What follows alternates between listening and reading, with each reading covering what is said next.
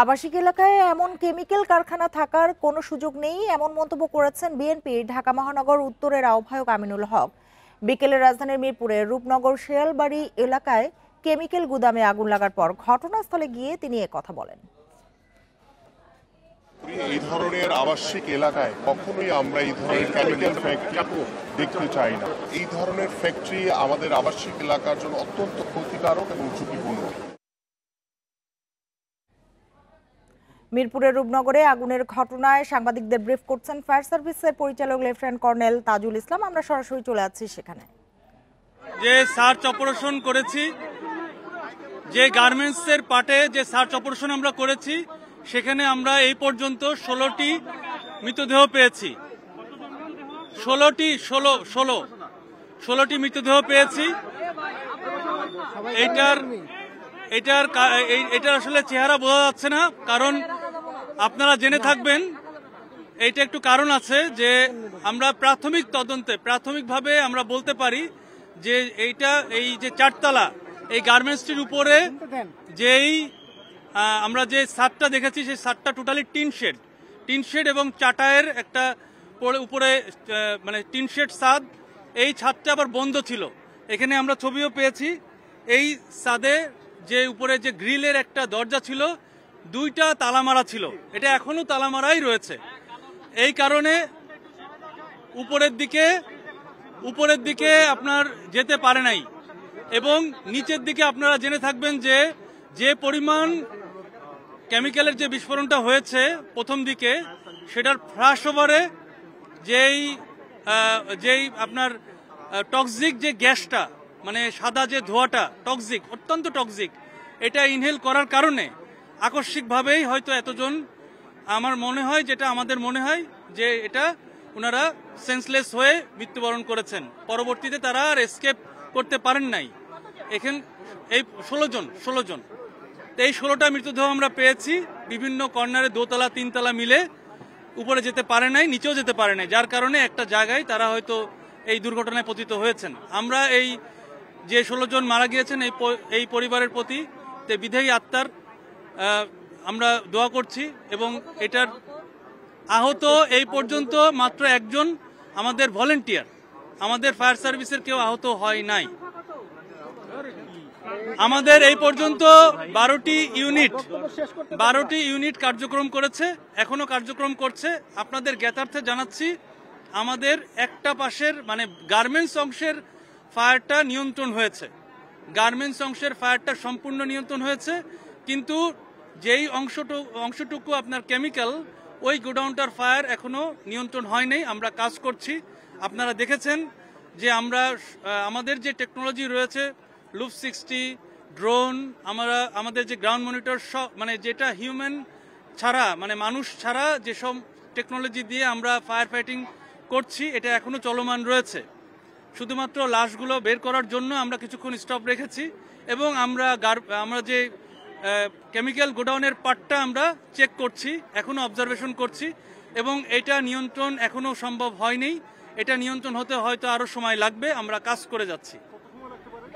এটা বলা যাচ্ছে না, কারণ এখানকার যে কেমিক্যাল এখনো আননোন। আমরা যতটুকু জানতে পেরেছি, বিভিন্ন আশেপাশের যারা লোকাল যারা রয়েছেন শ্রমিক, ওনাদের কাছে জিজ্ঞাসা করে আমরা বুঝতে পেরেছি যে এখানে 6-7 ধরনের কেমিক্যাল রয়েছে, যেটা ওখানে গোডাউন ছিল। এবং আপনারা এখন হয়তো দেখলে বুঝতে পারবেন এখনো ফ্লেম রয়েছে, যার কারণে ধোঁয়া এখনো উঠছে। সুতরাং এটা সময় লাগবে। এখানে আমরা সাধারণত মানে ব্লিচিং পাউডার, মেটা, পটাশ, তারপরে এনজাইম এবং আরো কয়েকটা ধরনের রয়েছে। সল্টও আছে, হাইড্রোজেন পারঅক্সাইডও আছে। এটার নাম এখন পর্যন্ত আমরা পাইনি, এবং আশেপাশের লোকাল যারা আছেন তাদেরকে জিজ্ঞাসা করে এখন পর্যন্ত নাম পাইনি।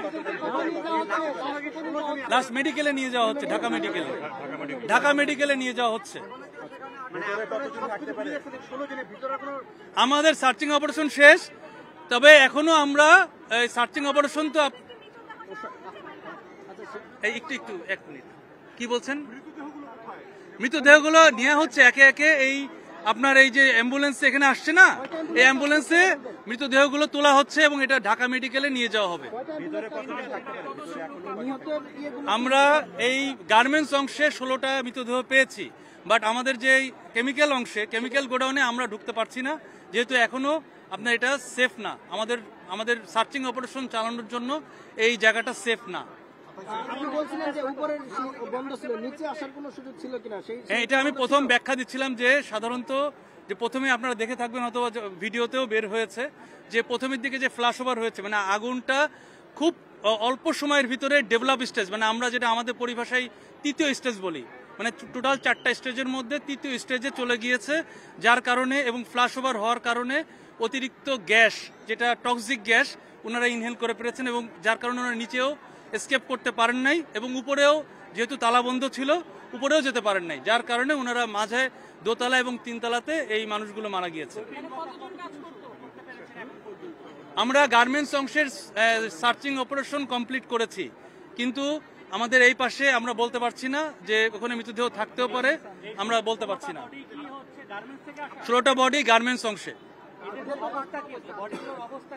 বডিগুলোর অবস্থা বোঝা যাচ্ছে না, এটা মানে ডিএনএ টেস্ট ছাড়া, মানে আমরা যতটুকু বুঝতে পারছি যে এটা চেহারা এবং কোনোভাবেই শনাক্ত করা সম্ভব নয়। এটা খুব তাড়াতাড়ি শেষ হয়ে যাবে, আশা করছি 15 থেকে 20 মিনিটের ভিতরেই এই বডিগুলো বের করা সম্ভব হবে, তবে ম্যাক্সিমাম আমরা বের করে ফেলেছি। গার্মেন্টস এবং কেমিক্যাল গোডাউনে টোটাল কত শ্রমিক কাজ করছিল আপনারা? এটা আমরা জানি না, এটা আমাদের তদন্ত।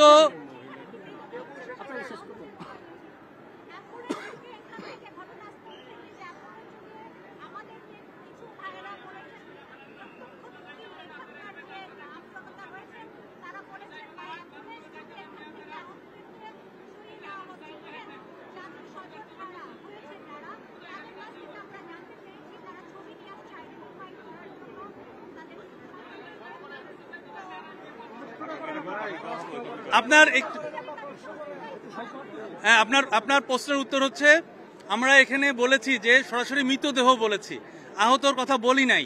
সুতরাং এই লাশগুলোকে আপনার এখান থেকে নিয়ে যাওয়া হবে, ঢাকা মেডিকেলে নিয়ে যাওয়া হবে, এটাই আর কি।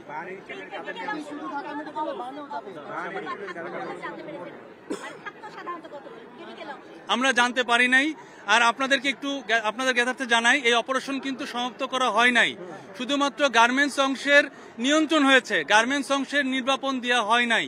এটা সময় লাগবে এবং বিশেষ করে কেমিক্যাল গোডাউনের যেই অগ্নি নির্বাপন, এটা এখনো সম্পন্ন হয় নাই। আমরা কাজ করছি, আমাদের কার্যক্রম শেষে আপনাদেরকে আবার আমরা এরকম জানাতে পারবো। আমরা তথ্য পেয়েছি, আমাদের কোনো লাইসেন্স এই গার্মেন্টসের অথবা এই কেমিক্যাল গোডাউনের ছিল না, কোনো ধরনের ফায়ার সেফটি প্ল্যান ছিল না। এই গার্মেন্টসের নাম এখন পর্যন্ত আমরা অনেক যে লোকাল আশেপাশে আছে জিজ্ঞেস করেছি, তারা কেউ জানে না, বলতে পারছে না। আর কেমিক্যাল গোডাউনের নাম বলছে যে আলম কেমিক্যাল, আলম ট্রেডার্স। না, পুরো নামটা আমি জানি না, আমি শুনেছি।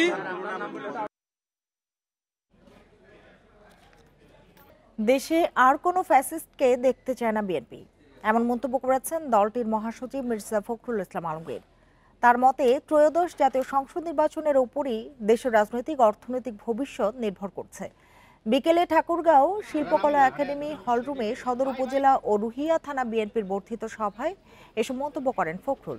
বলেন, দীর্ঘদিন বিএনপি নেতাকর্মীরা নির্যাতন, নিপীড়ন ও মিথ্যা মামলার কারণে বাড়ি থাকতে পারেননি, তাদেরকে পালিয়ে বেড়াতে হয়েছে। বিএনপির 1700 নেতাকর্মীকে গুম এবং 20,000 নেতাকর্মীকে হত্যা করা হয়েছে। খালেদা জিয়াকেও 6 বছর কারাভোগ করতে হয়েছে। দেশের বিরুদ্ধে সব ষড়যন্ত্র রুখতে নেতাকর্মীদের ঐক্যবদ্ধ থাকার আহ্বান জানান বিএনপি মহাসচিব।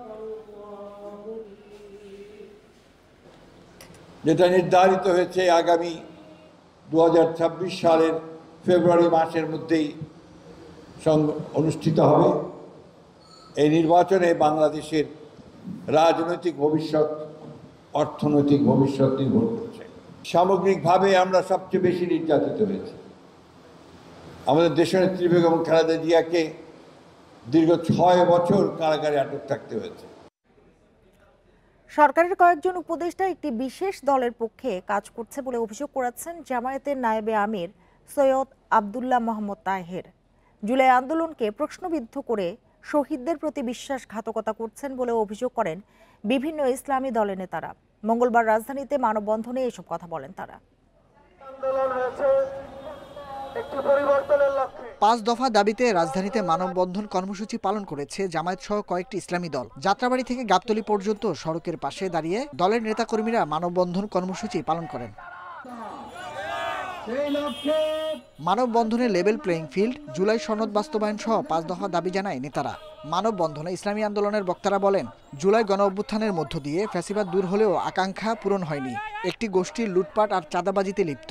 নির্বাচনের আগে লেভেল প্লেইং ফিল্ড হতে হবে, পিয়ার পদ্ধতির আলোকে নির্বাচন হতে হবে, এটা জনগণের দাবি। সংবিধানের দোহাই দিয়ে কোনো অবস্থায় যেন তেন নির্বাচনের দিকে যাওয়া যাবে না। সংবিধানের দোহাই দিয়ে মৌলিক সংস্কারকে বাধাগ্রস্ত করা যাবে না। জাতীয় নির্বাচনকে প্রশ্নবিদ্ধ হওয়ার হাত থেকে বাঁচাতে গণভোটের বিকল্প নেই বলে মন্তব্য করেন জামায়াতের নায়েবে আমির। তো জাতীয় ইলেকশন তো গণভোট আগে হইতে হবে, এই জন্য গণভোটে অনেক সংস্কার প্রস্তাব আছে, যেটি পাশ হলে জাতীয় নির্বাচনের প্যাটার্ন, নির্বাচনের ধরন, নির্বাচনের আওতা, নির্বাচনের পয়েন্টস অনেক কিছুর পরিবর্তন হয়ে যাবে। 5 দফা দাবিতে প্রয়োজনীয় সবকিছুই করা হবে বলেও হুঁশিয়ারি দেন নেতারা। Nahid Kamal, independent news, Dhaka. রোববারের মধ্যে শাপলার বিকল্প প্রতীকের কথা জানাতে হবে এনসিপিকে, না হলে নির্বাচন কমিশনই প্রতীক বরাদ্দ দিয়ে দেবে বলে জানিয়েছেন ইসি সচিব আক্তার আহমেদ। শাপলার বিষয়ে ইসির সিদ্ধান্ত অপরিবর্তিত বলেও জানিয়েছেন তিনি। নির্বাচন পরিচালনা বিধিমালা সংশোধন করে শাপলাকে প্রতীকে অন্তর্ভুক্ত করার প্রয়োজন মনে করছে না ইসি। মঙ্গলবার নির্বাচন ভবনে এক ব্রিফিংয়ে একথা বলেন তিনি। শাপলা প্রতীক বরাদ্দ নিয়ে টানাপোড়েন চলছে ইসি ও জাতীয় নাগরিক পার্টির মধ্যে। দল হিসেবে নিবন্ধনের গ্রিন সিগন্যাল পেলেও এখনো অধরা শাপলা। সবশেষ নির্বাচন পরিচালনা বিধিমালা সংশোধন করে শাপলাকে প্রতীকে অন্তর্ভুক্ত করতে আবেদন করে এনসিপি। শাপলা ছাড়া এনসিপির কোনো নিবন্ধন হবে না। তবে মঙ্গলবার ব্রিফিংয়ে ইসি সচিব শাপলা পাওয়ার সম্ভাবনাকে আবারও নাকচ করেন। শাপলার বিষয়ে নির্বাচন কমিশনের অবস্থান একই, যেহেতু নির্বাচন পরিচালনা বিধিমালা এটা নাই, অর্থাৎ দেওয়ার সুযোগ নাই। আমরা একটা চিঠি দিয়েছি ওনাদেরকে যে আগামী 19 তারিখের ভিতরে ওনারা বিকল্প ওনাদের চাহিত প্রতীক জানাবেন। যদি এটা 19 তারিখের ভিতরে না জানান তাহলে স্বীয় বিবেচনায় নির্বাচন কমিশন এ বিষয়ে প্রতীক সিদ্ধান্ত নেবে। ফেব্রুয়ারিতে নির্বাচন ধরেই প্রস্তুতি নিচ্ছে ইসি। আগামী সপ্তাহেই দল নিবন্ধনের চূড়ান্ত সিদ্ধান্ত জানা যাবে। আইন শৃঙ্খলা বাহিনীর প্রধানদের সাথে প্রাক নির্বাচনী বৈঠক হবে একই সময়ে। ফেব্রুয়ারির নির্বাচনকে টার্গেট করে যে প্রস্তুতি আছে, কাজে আমরা ফেব্রুয়ারিতে নির্বাচন হবে এবং সেই নির্বাচনের ধারাবাহিকতায় আমরা আমাদের যে সমস্ত নির্বাচনী সামগ্রী দরকার সেগুলো আমাদের সংগ্রহে এসে পৌঁছেছে। কাজে ওই ব্যাপারে আমরা বলতে পারি যে আমরা আমাদের স্যাচুরেশন লেভেল আছে। সচিব জানান, অক্টোবরের শেষ বা নভেম্বরের প্রথমে প্রবাসীদের ভোটের জন্য অ্যাপ উদ্বোধন করা হবে। 19টি দেশের প্রবাসীদের ভোটের আওতায় আনতে কাজ করছে ইসি। গণভোট নিয়ে যখন আলোচনাই হয় না, তো আলাদা আর একসাথে এটা তো প্রাসঙ্গিক নয়, প্রশ্নটাই প্রাসঙ্গিক না। সুলতানা জাহান মিতু, ইন্ডিপেন্ডেন্ট নিউজ, ঢাকা। ডেঙ্গুতে 24 ঘন্টায় আরও 5 জনের মৃত্যু হয়েছে। এ নিয়ে চলতি বছর মোট প্রাণহানি বেড়ে দাঁড়িয়েছে 238 জনে। আর একদিনে ডেঙ্গুতে আক্রান্ত হয়ে হাসপাতালে ভর্তি হয়েছে 841 জন। চলতি বছর এ পর্যন্ত ডেঙ্গু আক্রান্ত হয়েছেন 56,257 জন। মঙ্গলবার স্বাস্থ্য অধিদপ্তরের সংবাদ বিজ্ঞপ্তিতে এসব তথ্য জানানো হয়। এতে বলা হয়েছে 24 ঘন্টায় হাসপাতালে ভর্তি হওয়া নতুন রোগীদের মধ্যে 301 জনই ঢাকার 2 সিটি কর্পোরেশনের বাসিন্দা। এছাড়া ঢাকা বিভাগে 214 জন, চট্টগ্রাম বিভাগে 106 জন, বরিশালে 125, ময়মনসিংহে 19, খুলনায় 26, রংপুরে 47 এবং সিলেট বিভাগে 3 জন রোগী ভর্তি হয়েছে। এদিকে 24 ঘন্টায় 793 জন ডেঙ্গু রোগী হাসপাতাল থেকে ছাড়পত্র পেয়েছেন।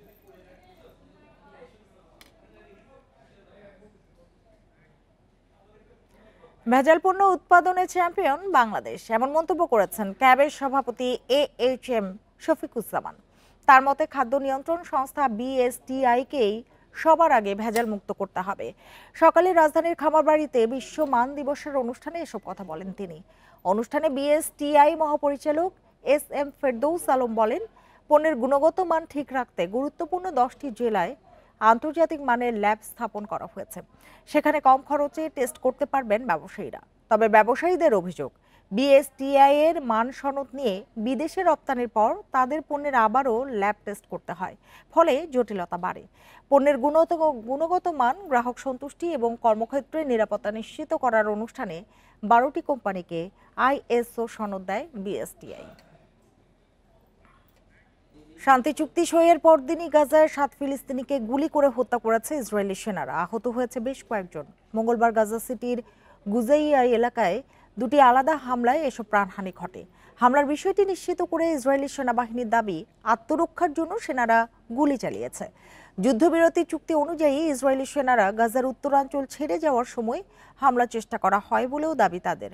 এদিকে গাজার খান ইউনিসেও IDF এর গুলিতে 2 ফিলিস্তিনি আহত হয়েছে। অন্যদিকে উপত্যকার ধ্বংসস্তূপের নিচে চাপা পড়া 250টির বেশি মরদেহ উদ্ধার করেছে গাজার সিভিল ডিফেন্স।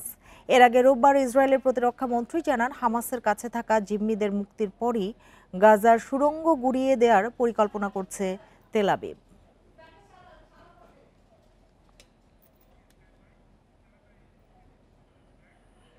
আর এই ছিল এখনকার সংবাদে। ইন্ডিপেন্ডেন্ট টেলিভিশনের সব খবরের আরও বিস্তারিত জানতে চোখ রাখুন ফেসবুক, ইউটিউব এবং এক্সে। ধন্যবাদ সবাইকে এতক্ষণ সাথে থাকার জন্য।